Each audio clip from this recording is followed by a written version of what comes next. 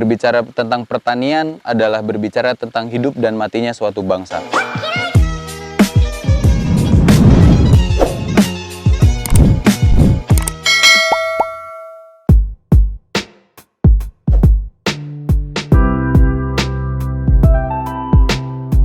Perkenalkan dari mulai nama, alamat, hingga sampai kenapa kali memilih untuk bertani.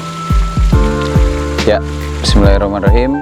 Perkenalkan, nama saya Aldi Wahyu Nugraha. Alamat dari Kampung Bogor, Desa Janaka, Kecamatan Ciput, Kabupaten Pandeglang, Banten.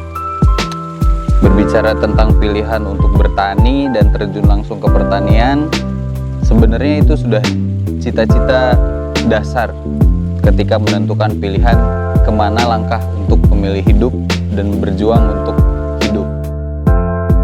Sejatinya saya pun telah mengkonsepkan ini dan memiliki cita-cita ini sudah cukup lama. Jika dihitung dengan waktu, sekitar zaman-zaman SMP itu udah ada pilihan untuk memilih satu cita-cita yang harus memang dicapai gitu kan. Cita-cita besar saya ya punya bisnis dan usaha di bidang pertanian gitu. Entah itu mungkin di sayuran atau dimanapun, tapi di bidang pertanian aja. Dulu cita-citanya seperti itu. Akhirnya saya memiliki akses untuk belajar lebih banyak tentang dunia pertanian, memiliki akses untuk kuliah di jurusan Agroekoteknologi, Fakultas Pertanian Untirta, dan saya mengenal banyak di situ tentang ilmu pertanian. Wawasan, kemudian pemikiran, kemudian ideologi-ideologi yang harus dicapai ketika memilih untuk bertani atau berbisnis di pertanian, itu banyak saya dapatkan. Jadi memang ini sudah cita-cita dari awal memilih untuk bertani gitu kan. Tentu dengan alasan karena saya berpikir seperti ini. Pertanian itu adalah hal yang sangat dibutuhkan oleh manusia. Selagi manusia masih memakan beras, selagi manusia masih memakan hasil dari tanaman, dari tumbuhan, nah itu pertanian tidak akan pernah mati gitu. Tinggal bagaimana caranya kita membentuk tata niaga ataupun bisnis kita di bidang pertanian bisa menjadi income yang lebih besar daripada bisnis-bisnis yang lainnya. Seperti itu sih. Kenapa Kak Aldi memilih menjadi petani gitu kan? Apakah tidak malu gitu kan? Sedikit lucu juga ketika misalnya kita mendengar cita-citamu apa gitu kan, kalau misalnya kita menginjak usia itu gitu kan. Iya, sederhananya gini, saya itu ingin memberikan dampak ataupun manfaat yang lebih banyak kepada masyarakat, terutama di desa saya sendiri gitu kan. Desa saya di Desa Janaka ini potensi besarnya adalah bidang pertanian. Tapi dari dulu hingga sekarang bidang pertanian ini selalu stagnan, selalu seperti itu aja gitu. Tidak ada perkembangannya, tidak ada kemajuannya, tidak ada peningkatannya, baik itu dari segi ekonomi masyarakat taninya ataupun dari segi masyarakat desa pada umumnya. Nah, tentu hal ini menjadi tantangan untuk saya gitu kan. Ketika saya memiliki cita-cita berbisnis di dunia pertanian, saya ada tujuan besar lainnya, yaitu ingin bagaimana memaksimalkan potensi daerah, potensi desa. Indonesia ya pasti kita pernah sering ataupun mendengar perkataan-perkataan dari presiden ataupun tokoh-tokoh yang mengatakan bahwasannya Indonesia ini negara agraris gitu kan. Negara agraria, negara yang mayoritas penduduknya adalah memiliki mata pencaharian sebagai petani dan potensi besar di negara kita adalah pertanian gitu kan. Tapi kenapa anekdotnya, lucunya gitu kan, saat ini beberapa kebutuhan pangan kita masih ada yang impor gitu kan. Ya walaupun memang tujuannya untuk memenuhi kebutuhan negara, kebutuhan masyarakat, tapi memang Indonesia yang seluas ini memang tidak mencukupi gitu kan. Nah mungkin apakah ada yang salah di situ ataukah ada yang kurang benar jalannya, nah itu tidak tahu ya.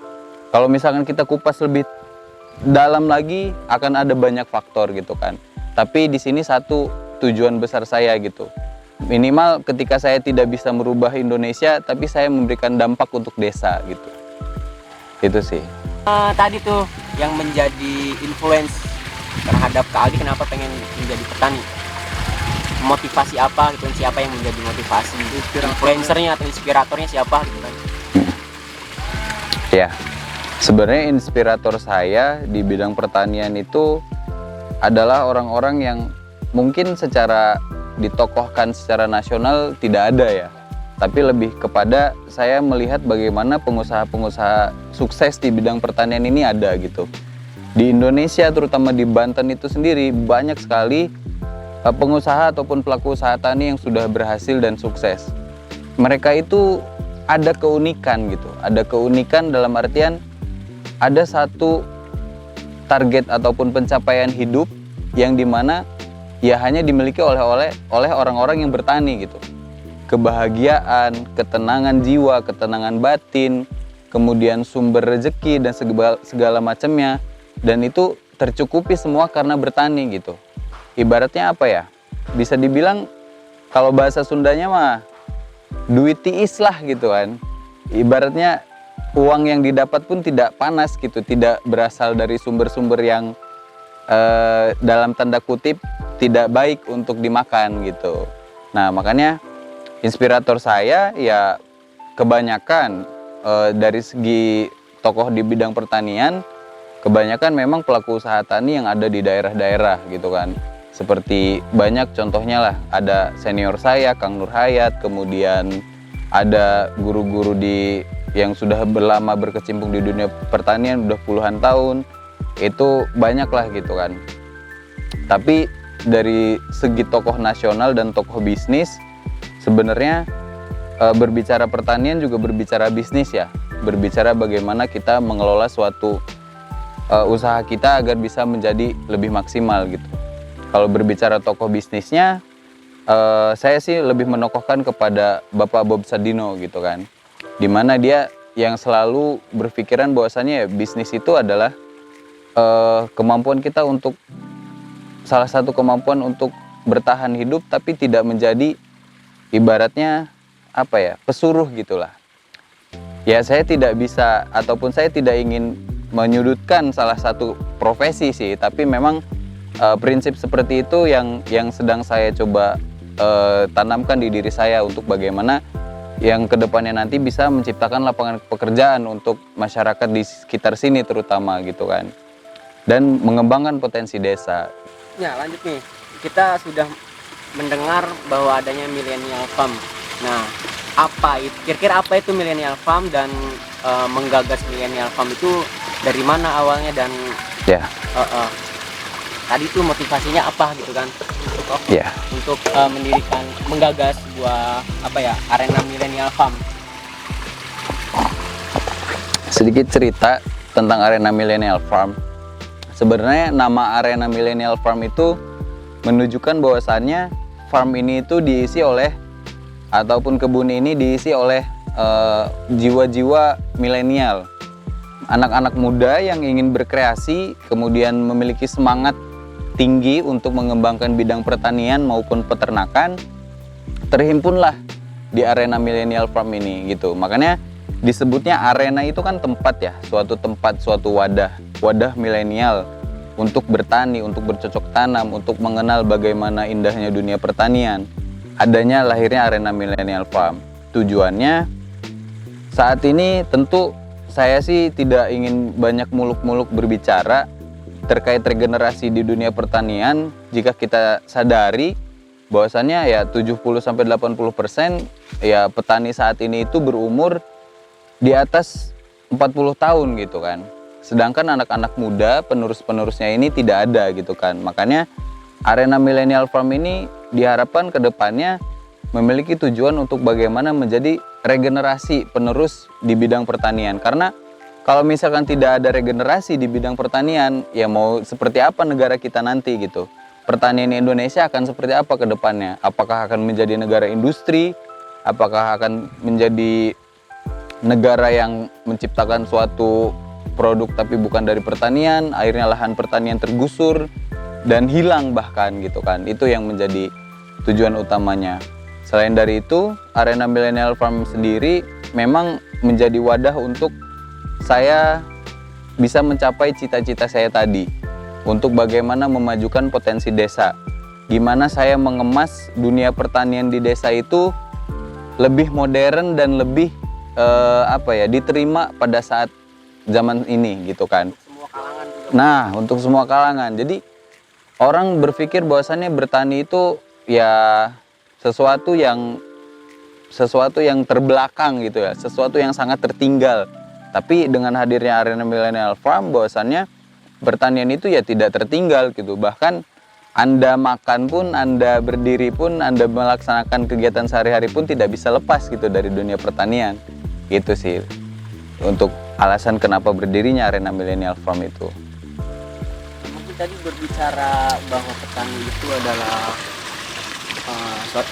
profesi yang tertinggal gitu kan. Ini berbicara bahwa anggapan bahwa petani itu adalah sebuah profesi yang kuno gitu kan.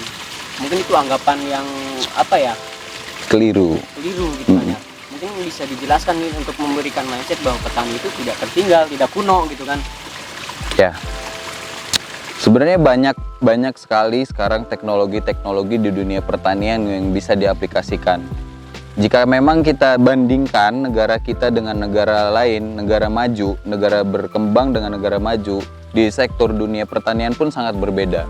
Contoh dari segi produksi dan segi alat untuk produksi, seperti penunjangnya gitu kan, seperti penunjang produksi itu sangat berbeda antara negara maju dan negara berkembang. Nah, di sini dunia saat ini lebih mengedepankan bagaimana modernisasi gitu kan. Bagaimana dunia ini menciptakan hal-hal terbaru yang dimana tujuannya untuk mempersingkat dan mempermudah. Nah, teknologi-teknologi itu harus disadarkan lah di dunia pertanian ini. Nah, kenapa pertanian sekarang ini tidak kuno gitu? Karena sekarang pun pertanian itu sudah mudah bisa diakses, kemudian sudah banyak teknologi-teknologi yang digunakan sehingga tidak perlu tenaga besar ataupun waktu yang termakan semakin lama untuk melakukan produksi gitu. Kenapa alasannya dunia pertanian sekarang itu tidak kuno gitu? Mungkin ada pertanyaan yang sedikit ini ya kalinya. Kira-kira kali ini kan punya pacar nih ya. Kira-kira pacar kali malu nggak nih? Dengar kali itu seorang petani gitu. Iya. Mungkin ya orang-orang zaman sekarang ya perempuan ya malu gitu kan. Iya. Ya harus kenapa sih jadi pacar harus jadi petani gitu kan? Kira-kira gimana kan? Pada dasarnya yang namanya seseorang yang lebih sayang ke kita, asik. Seseorang yang ibaratnya menjalin ikatan hubungan dengan kita pasti tidak ingin melihat kita itu terlalu bersusah-susah gitu kan. Terlalu terlalu mengeluangkan waktu, mengorbankan tenaga segala macam untuk mencapai suatu tujuan gitu kan. Tapi di sini kembali peran saya di sini untuk meyakinkan gitu. Bahwasannya ya suatu saat nanti ya tidak hanya saya yang akan turun ke lapangan nanti gitu. Ketika nanti saya mencapai titik keberhasilan, tentu saya di situ berperan sebagai ya controlling gitu kan. Controlling bagaimana untuk produksi ke depannya gitu. Bagaimana sebagai leader, bukan bos ya, sebagai leader, sebagai pemimpin yang ingin menciptakan suatu tujuan di mana agar itu tercapai pasti membutuhkan tenaga-tenaga ataupun orang-orang yang terlibat di dalamnya gitu kan. Jadi ketika memang ditanya pacar itu malu apa enggak, malu sih enggak, cuman terkadang dia itu sedih gitu kan. Sedih lihat saya itu terlalu capek gitu kan. Apalagi ya namanya kita merintis dunia usaha ya. Jujur kalau saya sendiri sih belum mendapatkan titik kenikmatan menjalankan usaha tani gitu kan. Karena semuanya itu proses gitu kan. Bahkan ya kenikmatan supaya tetap berlanjut. Iya, memang benar sih. Ketika memang menemukan titik kenikmatan, ya udah stuck di situ ya. Nah, memang ya hal itu wajar terjadi gitu kan. Cuman di sini bagaimana saya meyakinkan dia untuk tidak malu gitu kan, untuk tidak kasihan bahwasannya ya semua ini adalah proses gitu kan. Suatu saat nanti ya aku nggak kayak gini terus kok gitu kan. Gitu. Nah, berbicara Arena Millennial Farm, kan di sini tuh petani bukan cuma di keluarga pihak keluarga kali kan, mungkin ada di pihak keluarga lain juga yang bertani. Nah, kira-kira pengaruh apa namanya millennial farm terhadap petani lain? Ya, kalau misalkan berbicara pengaruh, jujur sampai saat ini pun sebenarnya masih belum bisa dikatakan berpengaruh signifikan. Tapi dengan adanya saya di sini untuk bagaimana terjun di dunia pertanian, petani-petani di sini memberikan harapan kepada saya untuk bagaimana membuka akses ke depannya gitu. Entah itu akses pasar, akses informasi, akses inovasi. Nah, itu banyak dari mereka yang menaruh harapan kepada saya, tolonglah Kak Aldi gitu kan. Kita mah udah tua, udah nggak punya tenaga yang banyak, nggak kayak Kak Aldi yang masih punya tenaga ekstra, bisa kesana sini mencari informasi. Nah, distribusi informasi, nah itu saya lumayan dan mulai berperan di situ. Jadi memang untuk saat ini sih dikatakan berpengaruh besar belum. Nah, contoh kecilnya seperti ini. Saya menanam tanaman labu madu. Awal saya menanam itu hanya 50 batang.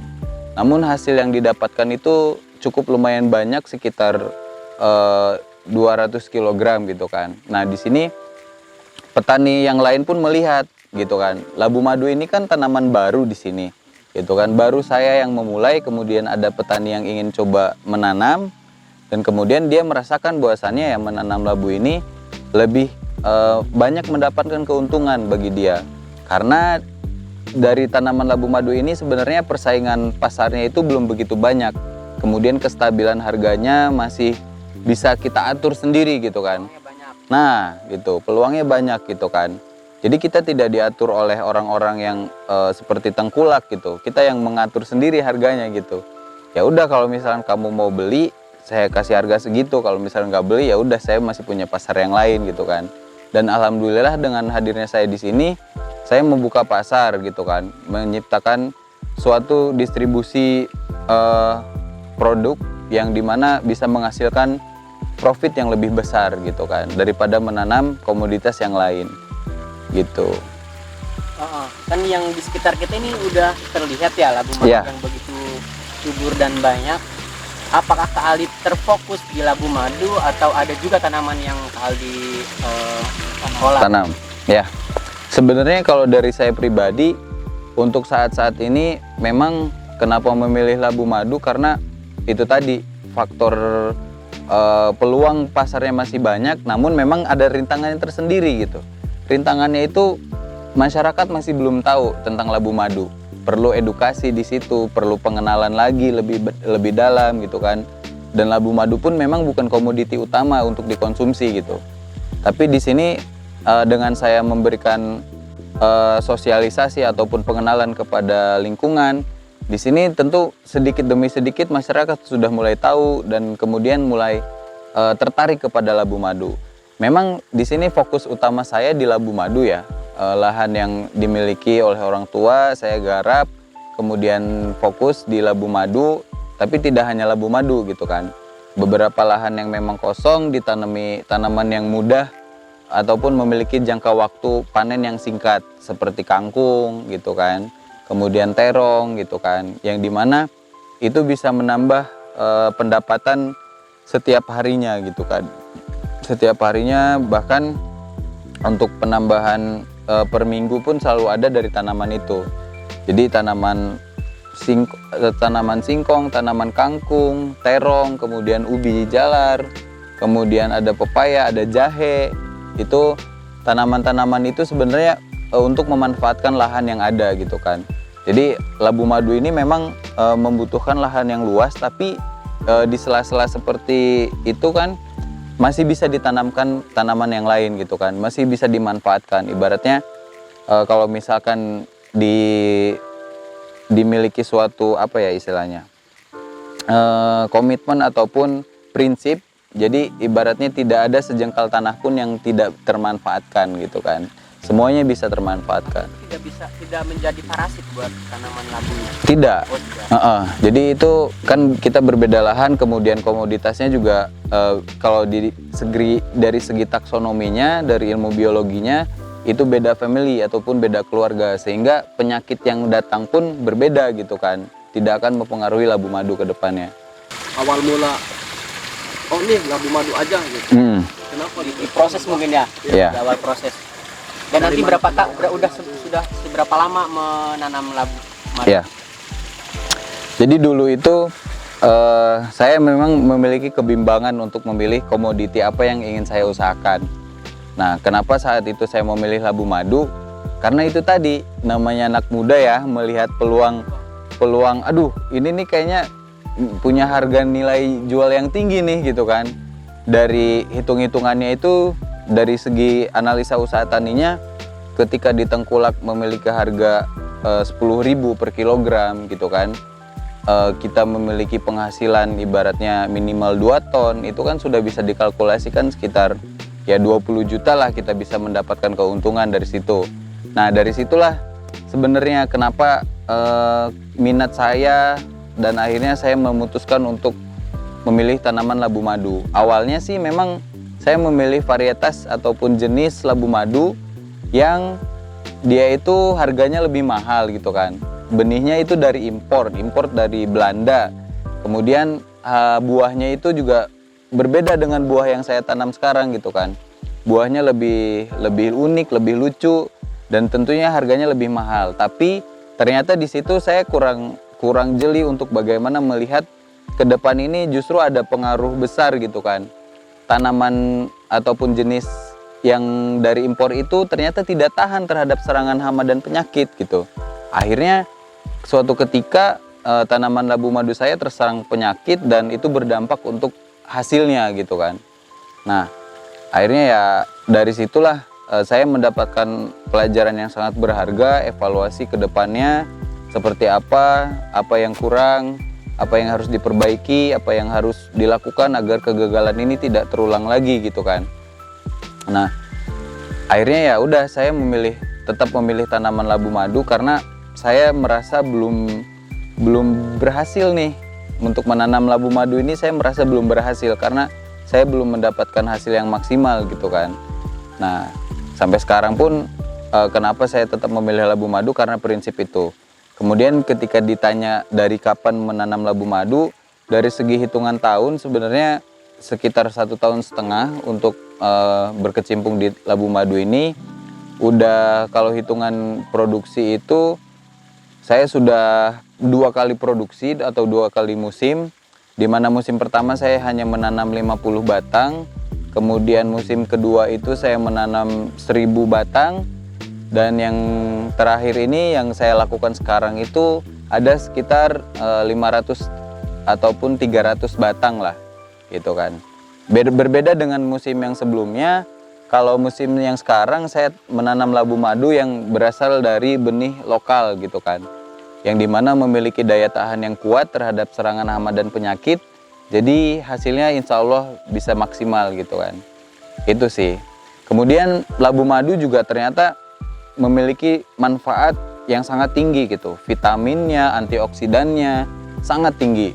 Kemudian saya sih memiliki pikiran bahwasannya saya harus memiliki produk olahan untuk sebagai media pengenalan kepada masyarakat bahwasannya ada buah labu madu gitu kan. Ada buah labu madu. Akhirnya saya menciptakan produk Arena Butternut Cake gitu kan. Gimana bolu yang berbahan dasar dari labu madu. Dan itu rasanya sangat enak, tidak kalah dengan bolu-bolu yang sudah populer seperti bolu talas, bolu susu lembang, itu tidak kalah. Dan di situ saya melihat peluang kembali gitu. Namun kekurangannya sampai saat ini saya tidak memiliki tim untuk fokus di olahan. Gitu. Jadi saya sekarang sedang mengurangi intensitas penjualan butternut cake karena saya sekarang sedang fokus untuk bagaimana produksi labu madunya sendiri gitu.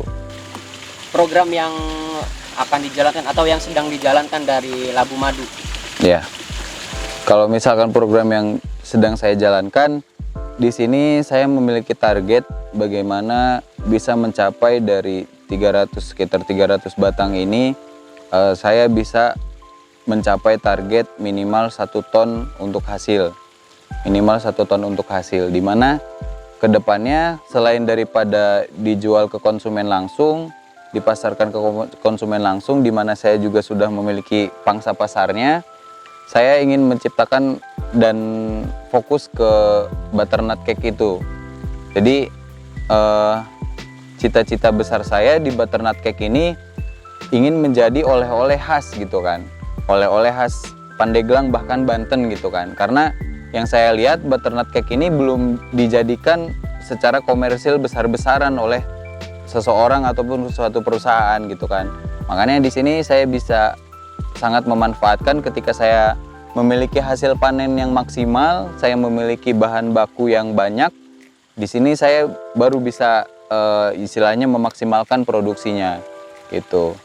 Tapi di sisi lain saya juga sedang merencanakan hal itu. Kemudian saya sedang menyusun tim untuk melakukan fokus kepada proyek pengolahan itu. Gitu sih. Jadi ke depan Labu Madu ini sedang di setup untuk bahan baku butternut cake, kemudian untuk konsumen pangsa pasar saya yang dimana saat ini pun permintaannya masih sangat tinggi gitu kan, permintaan untuk butternut ini ataupun Labu Madu ini. Saya untuk pemuda-pemuda yang saat ini merasa bimbang menentukan pilihan hidupnya, membangun karir bisnis ataupun membangun karir menjadi pekerja, semuanya tergantung daripada diri kita sendiri. Membangun karir adalah menentukan bagaimana masa depan kita. Membangun entrepreneur atau menjadi entrepreneur adalah membangun masa depan kita untuk lebih baik lagi, lebih daripada karir. Kemudian manfaatkanlah waktu, buatlah fondasi dimulai dari saat ini. Mulai dari saat ini karena waktu tidak akan kembali ke masa lalu. Waktu akan kita bisa manfaatkan untuk mencapai tujuan kita lebih singkat lagi. Dan berbicara tentang pertanian adalah berbicara tentang hidup dan matinya suatu bangsa.